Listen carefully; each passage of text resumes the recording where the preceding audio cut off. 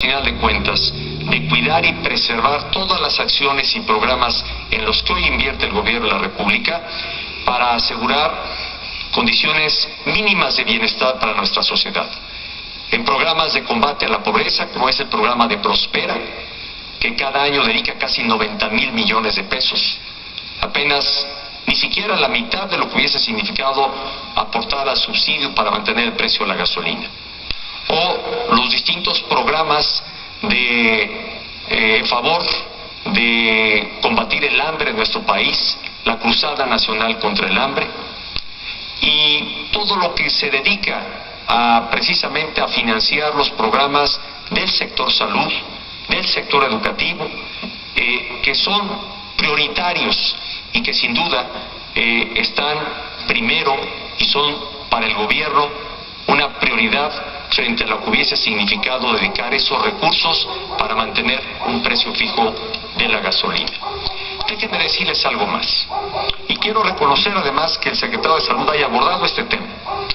Porque cuando hemos llegado a esta difícil decisión, pocos son los que al final de cuentas optan por abordar el tema de manera explicativa y de forma racional. Yo recojo de Claudia algo que, curiosamente, en su mensaje expuso. Dijo, hay que tener sentimientos más racionales y pensamientos más humanos. Y quizá esta expresión que Claudia aquí nos ha compartido es lo que inspira lo que el gobierno ha hecho. Dedicar nuestro esfuerzo como gobierno, que a veces algunos suponen tiene recursos ilimitados, cuando no es así. El gobierno no tiene recursos ilimitados y cuando no los tiene que optar precisamente por aquellos temas que son de la mayor prioridad y de forma racional. Y eso es lo que hemos hecho, privilegiar el gasto en aquellos temas que son sensibles para la sociedad mexicana, que son sensibles particularmente para los grupos más vulnerables. Y decía yo que yo reconocía en el titular de Salud que haya abordado el tema, porque cuando se toman decisiones difíciles y decisiones impopulares, entonces pocos son los que se ponen del lado de la razón. Y es muy fácil ponerse del lado de las emociones y de quienes están en contra. Incluso me llama la atención de aquellos críticos que en el pasado eran promotores precisamente de que se liberalizara el precio de la gasolina. Y hoy no entienden o no quieren entender el por qué se ha tomado esta decisión. Veo a los partidos políticos queriendo encontrar culpas entre unos y otros por esta medida. Veo a los partidos políticos y algunas organizaciones queriendo tomar ventaja y aprovechar esta coyuntura. Y queriendo encontrar además culpables de por qué esta decisión. Déjeme ser puntual. ¿A quién culpar de que hoy hubiésemos tomado esta decisión? A una sola razón. El precio de la gasolina en el mundo se ha incrementado. En México y en todo el mundo. En todos los países del mundo la gasolina ha subido de precio. Y no es porque el gobierno quiera, preferiría que no ocurriera, pero es lo que ha pasado.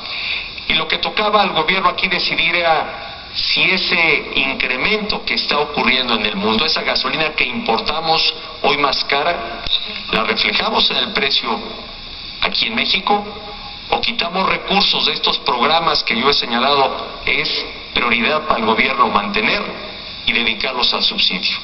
Hoy no tenemos más recursos, no tenemos recursos ilimitados y no tenemos ya recursos para poder fondear o evitar este impacto en el incremento de la gasolina.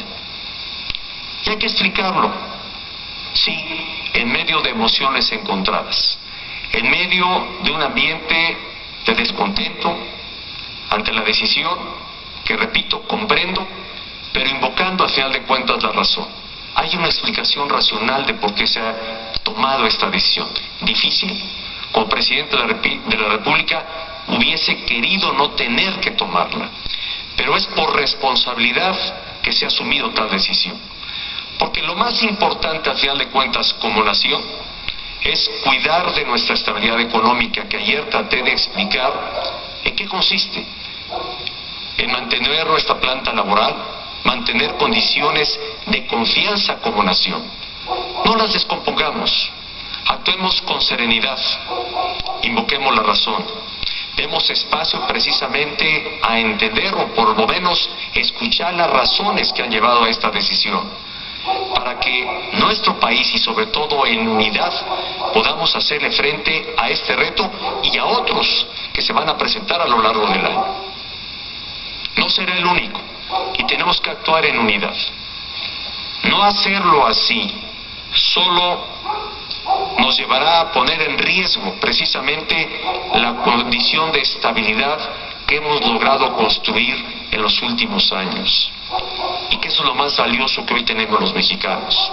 Condiciones de estabilidad económica que permiten que haya empleo en nuestro país, que haya una inflación baja, que haya una recuperación gradual en el poder adquisitivo de las familias mexicanas, que haya espacios de oportunidad para quienes están egresando de nuestras universidades, de las universidades politécnicas que están encontrando trabajo, que la planta laboral donde están ustedes se mantenga y se sostenga.